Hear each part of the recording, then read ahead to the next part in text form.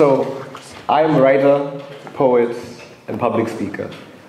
And my experience in all these disciplines have taught me how to create, how to write, and how to tell stories. And recently, I encountered a moment of deep realization in which I discovered the transformational power of storytelling. And I'll tell you all about it. I was sitting in the career department office at the African Leadership Academy in my school. And I was busy taking a personality test. And on this personality test, there was a variety of questions, such as, what is your name? My name is Francis Chitawo. Which country are you from? I'm from Malawi. How old are you? I'm 19. And other seemingly strange questions, such as, describe your childhood in 3 words. And I put fun, interesting, and challenging. And there were various introspective questions which attempted to shine a light on my personality and my mental state. However, there was this one particular question which truly intrigued me. And it was, who was your favorite childhood character, book or TV, when you were 7 years old? And when I was 7 years old, my favorite fictional character was Batman. And after I did this whole personality test, I then go to the school psychiatrist and said, of all the questions to place in this test, why this one?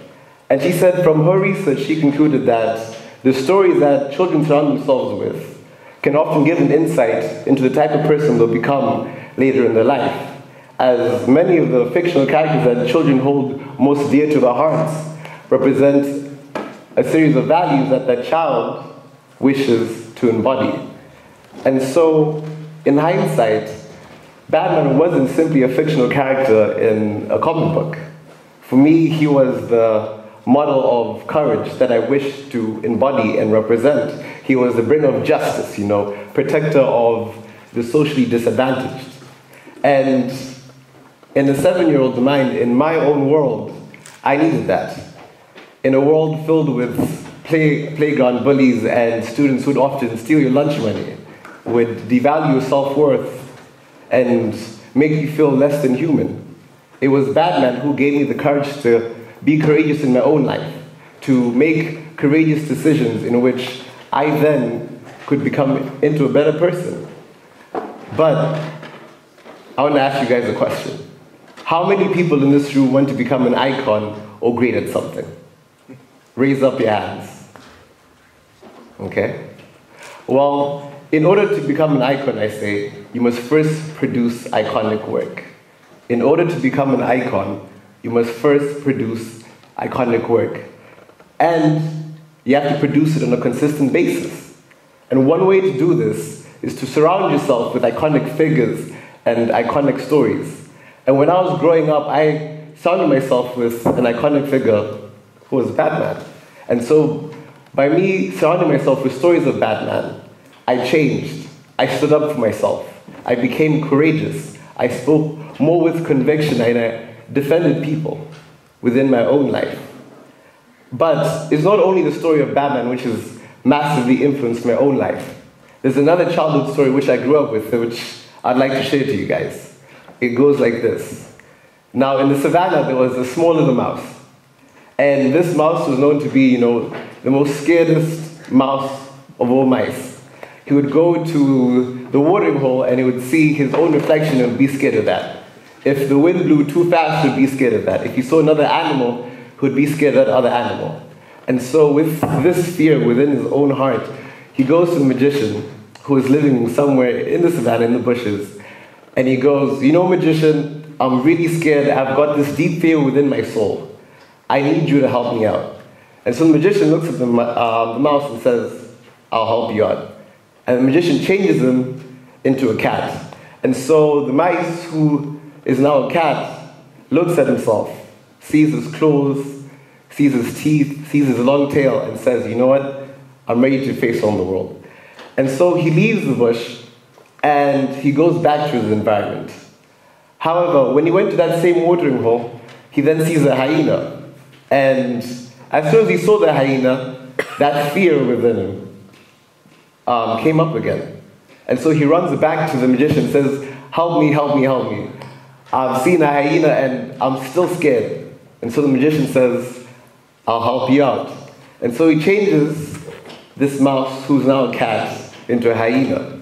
And so this now hyena goes back into the environment again and goes to the same watering hole. And then in the distance he sees a pack of lions slowly creeping up towards him. And that same fear that he's always had arises within his own body. And he runs back again to the magician saying, help me, help me, help me, I'm still scared. And so the magician says, I'll help you out one last time, and changes him into a lion.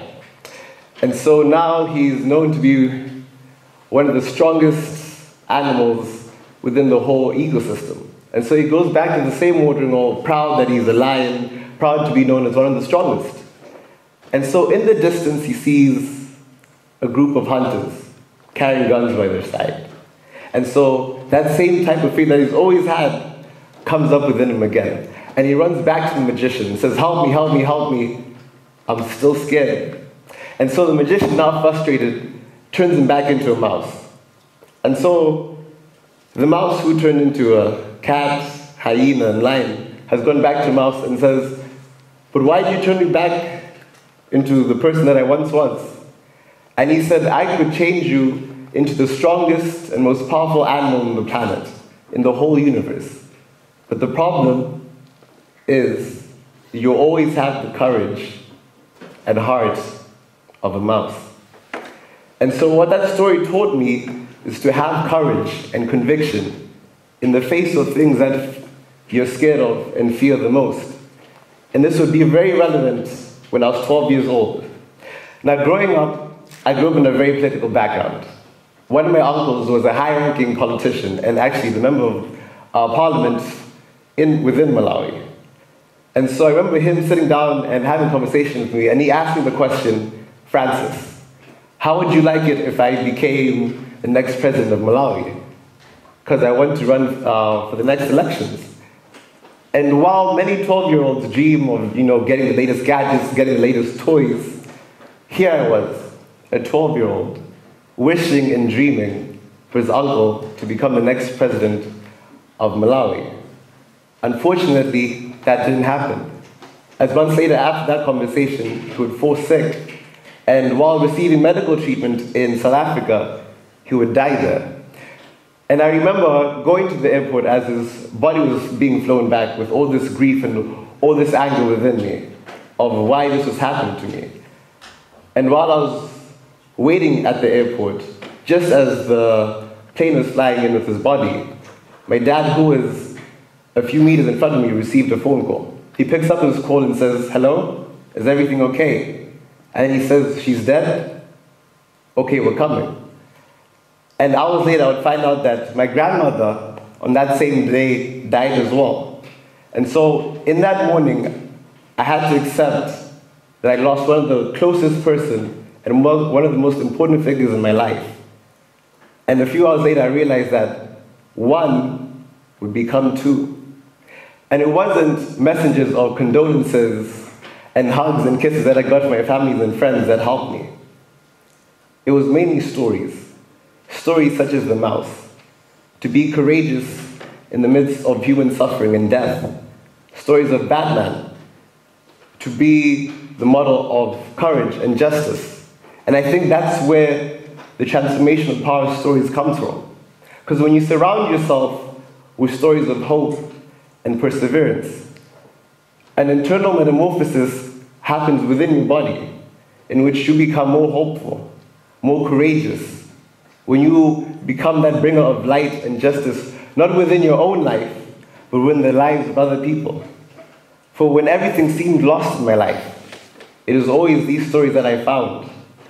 And when everything seems lost in your life, it will always be these transformational stories of hope, of change, of perseverance, of development, that will bring that sort of transformation that you're looking for. And the main message for this talk is to uncover your own stories. Each and every one of you in this room have got your own type of story that needs to be shared to the world. And so my mission to you is to uncover this story, to write about it, to speak it. Find your truth. And once you find it, and once you turn to other people, you not only transform your life, but the lives of other people as well. Thank you.